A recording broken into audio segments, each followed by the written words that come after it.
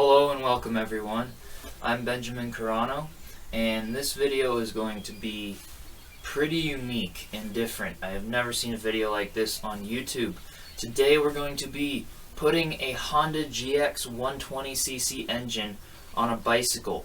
And that bicycle is going to be the same bicycle that we put the two-stroke engine on in my previous video series. But this time we took that two-stroke off, and we're going to be putting the Honda GX120cc on to make it faster, more powerful, more reliable, and just really cool bike. So this will be part one of a series of probably 3 videos on doing this. In today's video we're going to be going through everything you'll need to do to get the Honda GX120cc engine all ready to be mounted. In part 2 we're going to be mounting the engine, and in part 3 I'll show you some basic maintenance as well as a test ride of the bicycle so you can see how it performs. So stay tuned for all 3 parts, and as I start using parts in these videos, I will try and put the links to them in the description of this video like I did in my first series, just so that you have all the links to the parts I'm using in case you are interested in building this for yourself or just getting any of these parts for other builds you might do, like go-karts or other fun things you have around. So anyway, without further ado, let's get into this video.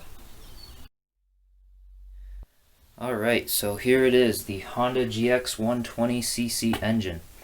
So originally when I was thinking of the Honda engines, I was debating between the 160cc and the 120cc. So I actually ended up ordering the 160cc, and it was just a tiny bit too big to fit on the bike. And I was like, okay, if I could lose a ½ inch, literally a ½ inch off this, off the width of the engine, then I'd be able to fit it on the bike. So I ended up going with the 120cc, and it should be perfect for me, and still be powerful enough. So yeah, you can see it's Honda GX120. It's pretty nice quality compared to that two-stroke. It looks like the whole thing's one piece. It's just really well machined, really tight gasket seals and everything like that. So anyway, this thing looks a little ugly right now, so I'm going to start by removing the gas tank as well as the stock exhaust pipe from the motor, because I'll be hooking this hopefully up to the frame tank that's already on the motor by his bicycle. And then I'm going to be putting a nicer chrome exhaust that just goes straight back and looks a little cleaner than that big thing. But I think I will keep the stock carburetor here, because I like how it kind of protects it from water and dirt and everything with this cover over it. So I'm thinking that the frame will just be able to run in between this little gap here, and obviously this will be off, but I'm hoping it'll fit with this. And then I'm obviously going to leave the pull start on, although it can have an electric start installed if I want to down the road. But yeah, let's start by removing the gas tank and the stock exhaust pipe. So to remove the exhaust box here, all we need to take out is this nut and this nut right here. So I'm just going to use my socket wrench, and they might be kind of hard to break loose because they're pretty tight when they're torqued down by the factory. But once you break them loose, you just take them off the rest of the way by hand. And there we go, 2 nuts. And then the exhaust just comes off like that. And then the gasket also, this is the gasket, it was left on the engine right here, but sometimes it might be stuck to the bottom of this when you take it off, so just make sure you have that gasket. I think the new exhaust pipe I'm going to get has a gasket with it, but just in case I'm going to save that gasket. So now let's get the gas tank off. And to remove the gas tank, we're going to need to take 3 bolts out. One of them is right here. It's not this one, but the one just left of it right here. And then the other 2 are on the underside right here. We need to take that nut off and that nut off, and then the gas tank will come off. So I'm going to start by taking this little bolt out right here, and to access that, I'm just going to remove the throttle to the full open position, and that just makes that move out of the way so we can access that. I'm also going to take off the spark plug cap, and then again I'm just going to use a socket and a little extension rod and that'll get right over that little bolt there. And again, just break it loose, and then it should come by hand the rest of the way after that.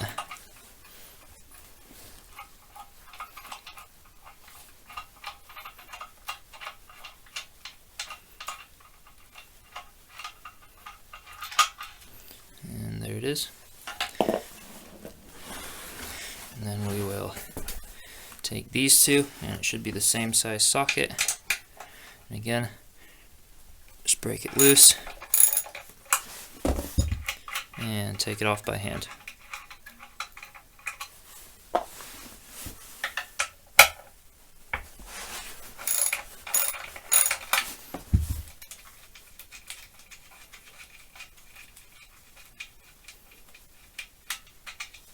And that's it.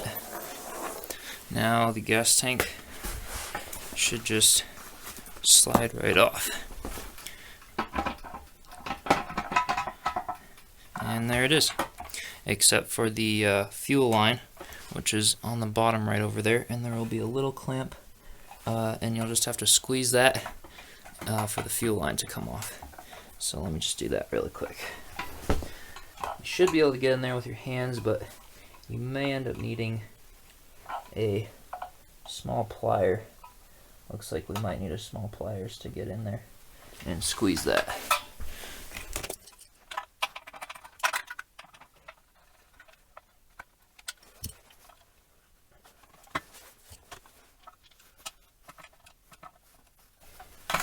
And then I just use the small flathead screwdriver to just pry it off a little bit, because sometimes it can be pretty good stuck on there. But that's the gas tank off there. You see that's the little nipple where the gas tube went on. So that's it. Now we have something a little closer to what we want to work with. Alright, so for the transmission for this engine, I was debating going between a torque converter and a centrifugal clutch. The torque converter, I was pretty sure I was going to go with that, but then I found a lot of people saying that the belts on those things can shred pretty quick, especially with an engine as powerful as the one I have, and they just weren't that great a quality unless you get the really expensive ones that are machined. And I know from previous experience that centrifugal clutches have lasted me a long time, and I hardly ever have to replace them, and they're just pretty good. So I will be using this for my transmission.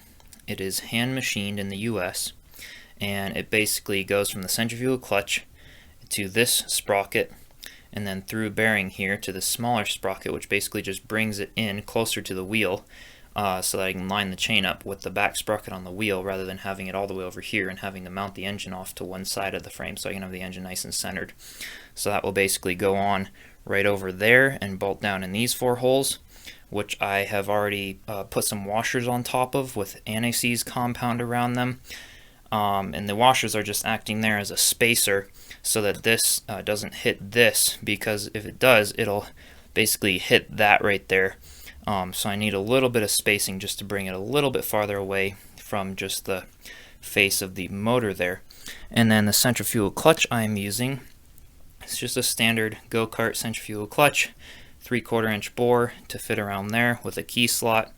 And then I have a sprocket for number 41 chain. So the sprocket on my transmission is for number 415 chain, which is the same pitch as number 41 chain, but in terms of the width, the 415 chain is going to be skinnier than number 41 chain. So I have to use 41 chain because it'll fit around this sprocket. It'll just be a little bit wide, but it will fit perfectly around this sprocket. And then I'll probably be using 415 chain to go from the small sprocket to my 415 sprocket on the wheel. So with that said, these are prepared with anti-seize compound before being rested on there, just to give a little bit of a barrier between the steel and the aluminum to avoid causing dissimilar metals reactions, which can happen if any moisture gets in there. The aluminum can basically like rot and the steel can rust. So these are galvanized, but I just greased them a little bit with anti-seize compound just to avoid direct contact in case. And with that said, I will prepare the 4 bolts that will be holding the transmission on. with just some anti-seize compound, so I can just rest the transmission on and then screw them in by hand before tightening them down with an Allen wrench. So here are the 4 bolts that will be holding the transmission on. They're just Allen head bolts. So I'm just going to put some anti-seize around them to get them all ready to screw in. And again, this stuff will just make sure that they don't rust inside the aluminum hole and cause a dissimilar metals reaction. Just help give a little bit more protection as a barrier between the steel and the aluminum.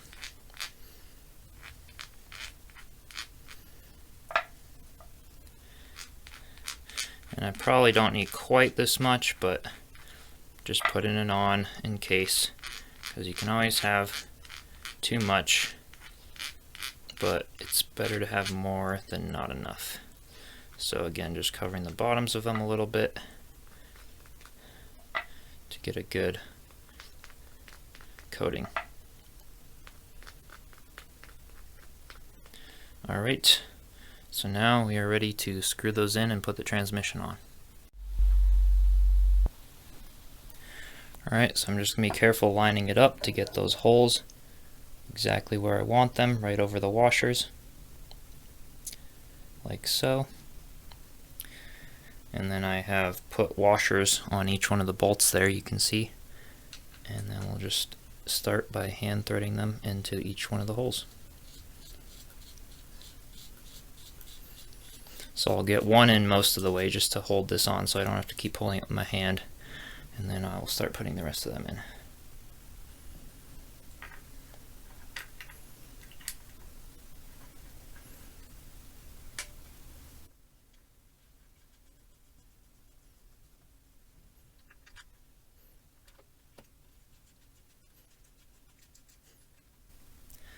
And then this last bolt is a little bit shorter because for some reason the people who machine this routed out a section here that this gets sunken down a little bit more.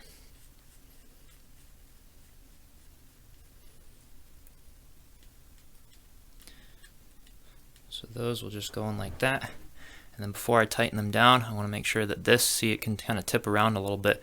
I want to make sure it's as low as possible and as far up as possible, because there's a little sprocket on the other side here that just barely clears this metal heat shield. So I need to make sure that's as far away from the metal heat shield as I can possibly get it. And then just take the Allen head wrench and tighten each one of them down. I'm not going to do them super tight yet, just a little bit snug. And then when I put them really tight will be when I get the chain alignment and everything. And obviously don't go too tight on these because you'll strip out the aluminum threads. So mostly just snug, and then 1/4 to 1/2 turn is enough. And that's good for now, and I'll crank them down a little bit more as I get things aligned with the chain. So that's it, the transmission is on. Now we are ready to put the clutch on, which will just go right over that 3/4 inch axle and slide in. But if we slide it on, let's line up the key in here really quick. If we slide it on, you notice that it can go all the way down. We need it to be slightly propped up because the sprocket on the back here isn't quite lined up with that if it's all the way down like that. So for that, I have a steel spacer that I bought at the hardware store. It's a 3/4 inch bore, and that will need to get cut down to be 3/4 inches long, and that will basically slide on to the axle before the sprocket to basically put a spacer between the bearing and the sprocket. So now we have to go and cut that down to length. Alright, so after some time with the hacksaw and the files, I managed to get this cut and straight to exactly 3/4 of an inch, and then I beveled the inner edge right here so that it would sit back on the beveled edge of the axle and be really snug there. So this turned out really nicely. I had to widen the bore just a little bit because this was galvanized, so I kind of had to scrape some of that coating off because it wouldn't quite fit over the axle, but it's good now. So that will basically slide on like that, and then the clutch will go on like that, and that little sprocket is lined up with this one right here. And then we have a stainless steel bolt with a washer that will screw into the end of the axle on the end of the clutch like that and basically hold it in.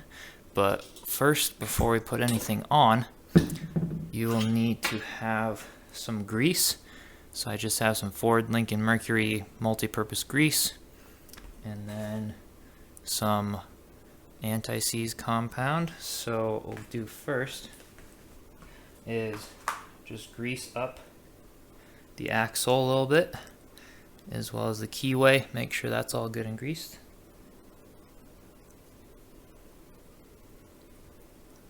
Just so no rust or anything bad happens.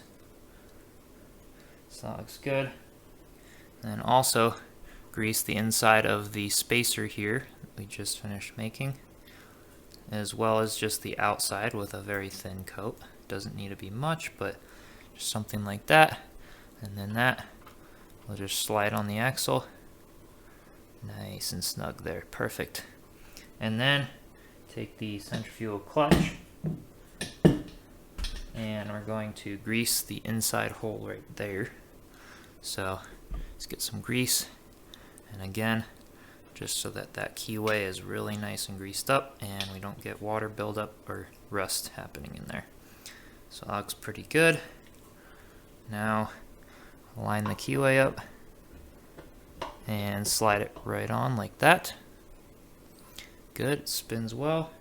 And then we're going to take the anti-seize and put a small bit of that right over the end of this bolt here, so that when that goes in, nothing seizes up or anything. This bolt is stainless steel, so even if the inside of the axle rusts, the bolt should still be fine. But just a little something so that it goes on really nice. And then get the thread started by hand, just like so, and all the way in. And then get a socket wrench that fits the outside of the bolt, or an Allen head depending on what your bolt is, and we're just going to hold the clutch in place and tighten that bolt there. So that's all you need. Now we have our centrifugal clutch, sprockets are lined up, and now all that's left is to put the chain on, and then we will move on to probably the throttle assembly, because right now this motor was just made like a generator. It just has a little slider that makes it go faster and slower, but we want to hook a throttle cable up to that, so that'll probably be next. But yep, that is our transmission all installed and good to go. Alright, so as I mentioned before, I would be explaining what I did to the engine to be able to hook a throttle cable up to it. So the first thing I did was to loosen this nut right here on the top, because first that's really tight. So this thing, when it slides, it stays there. But you can see I've loosened it so that the spring tension pulls it back. And then I've also moved this little piece. The Honda engine came with this. It basically clamps the throttle cable down. You loosen that screw and put the throttle cable right through there, and it clamps it down. So that was right on the back of this. It was actually mounted on right over here. So I unscrewed it from there and put it on the front here, because I will be attaching the throttle cable to this piece right here via a custom made bolt with a little slot in it that the end ball of the throttle cable goes through, and then the throttle cable will be clamped right on here, and then it will basically pull that when I accelerate the throttle.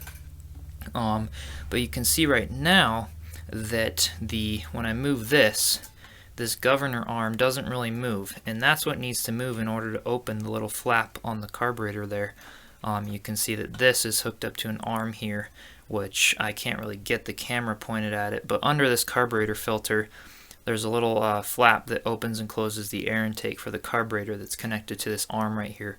And that's supposed to move when I move this back and forth, but it doesn't, because these Honda engines and the Honda clone engines and all the engines with this design, it's just not a great design. It never ends up working out, and some people choose to attach springs over here to kind of pull that, and then when this pulls, it kind of pulls that with it, but that just never really ends up working out very well, and it's not very good quality. So I was trying to find a way to compensate for that and try to make my own assembly here that would allow me to pull this and basically move this guy with it. So when I pull this, this arm moves.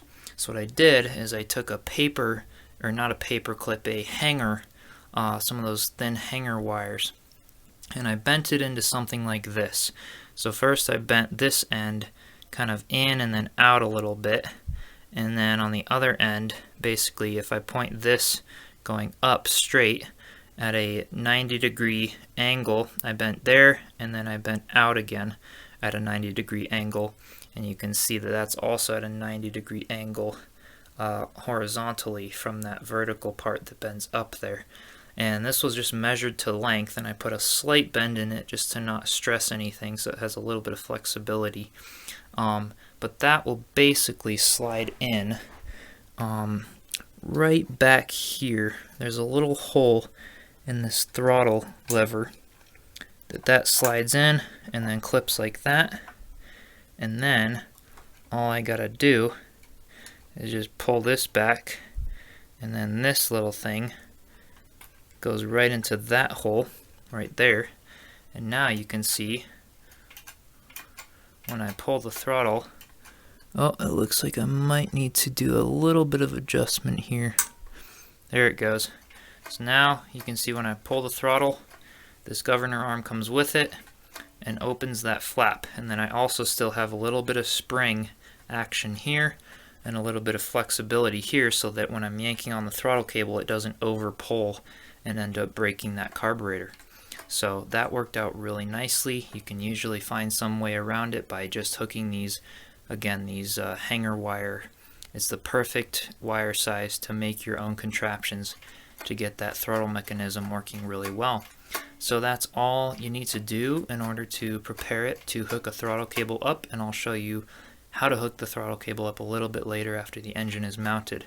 But as long as you can pull this thing and it springs back to place and it pulls this governor arm with it to open the flap, then you're good to go. So now let's move on to putting the exhaust pipe on, and I think that'll be it before we can go ahead and start the process mounting the actual engine. Alright, so the exhaust pipe I got is this one right here. I'll leave a link to it in the description. It basically just has a tube that's bended right here, which will sit on the exhaust manifold and go right under the seat. The seat will be right here. It has a muffler that screws into the end, so you don't have to put the muffler on, but I am, just because I live in kind of a crowded area where not a lot of people like loud noise all the time. So I'm putting a muffler on it, and again, it's just a chrome exhaust, and it'll look a lot nicer and function a lot better than this exhaust box thing that came on the engine, which I don't even think will fit with the seat and everything going there. So again, just to put this on, it's the same way as putting the regular exhaust box on. Just slides over those two holes, and then we got lock washers. I'm gonna put those right over it on each one of the holes. And the stock exhaust box did not come with lock washers, so you don't need to put them on, but I'm just doing it because I've used them before, and that just makes things not ever come off. And right now I'm just hand tightening the nuts that held the old exhaust box on right over those lock washers by hand.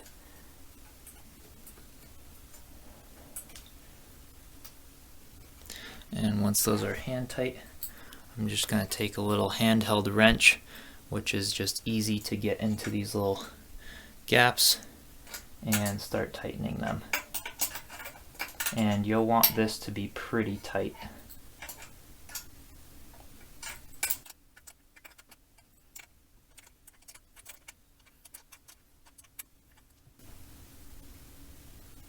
Now I'm just making sure it's nice and centered so that the manifold lines up, so you can kind of move up and down just a little bit. I'm trying to make sure that that pressure is spread nice and evenly. And then I'm going to tighten them down nice and tight.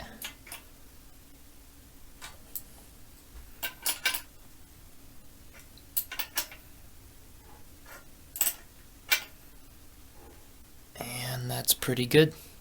So that should be it. The exhaust pipe is now mounted, And our engine is now ready to mount onto the bike. So that's it for this video. The Honda engine is now officially completely ready to be mounted on the bicycle. So stay tuned for part 2 where we're going to mount it onto the bicycle. There will be a lot of really cool things I'm going to be doing, as well as building a custom motor mount and stuff. So be sure to stay tuned for part 2. That'll be a really helpful video. And if you like this video, then show your support by subscribing to my channel, comment below and leave a like, and I will see you in part 2.